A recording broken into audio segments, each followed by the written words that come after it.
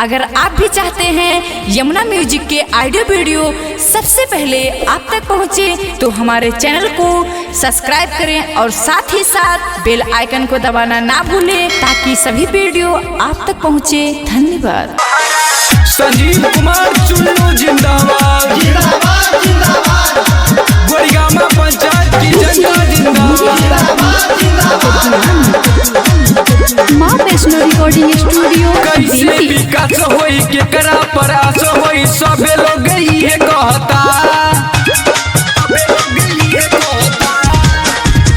टूटल बनलियो गौआ के गलियो, दिक्कत भइल रहता, के बाट चहेता नीमन नेता लावे के बहो, के बात चहेता नीमन नेता लावे के बहो, विजयी के झंडा लहरावे के बहो, संजीव भैया के मुखिया बनावे के बहो, विजयी के झंडा लहरावे के बहो, संजीव भैया के मुखिया बनावे के बहो।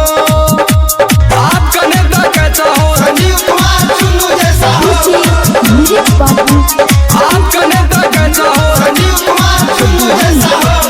गौआ में इन्हीं के हालानुबा, सबे कहत टोला मुहालानुबा, संजीव कुमार चुन्नू जिंदाबाद, जिंदाबाद जिंदाबाद, खोलो गईन पे आस हो, पास हो इंदिरावास हो, इत जाए तो चुनाव बिस के किसमें लावे के बाहो, विजयी के झंडा लहरावे के बहो, संजीव भैया के मुखिया बनावे के बहो, विजयी के झंडा लहरावे के बहो, संजीव भैया के मुखिया बनावे के बहो।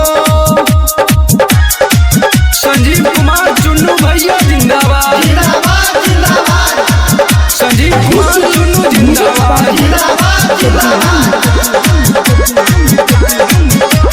बन जाइए मुखिया तो दुख होई दूर हो, राशन कार्ड पेंशन पानी जरूर हो, संजीव कुमार चुन्नू जिंदाबाद, बन जाइए मुखिया तो दुख होई दूर हो, राशन कार्ड पेंशन पानी जरूर हो, कहे अर्पण रोमन विवेक के बतावे के बाहो, विजयी के झंडा लहरावे के बहो, संजीव भैया के मुखिया बनावे के बहो, विजयी के झंडा लहरावे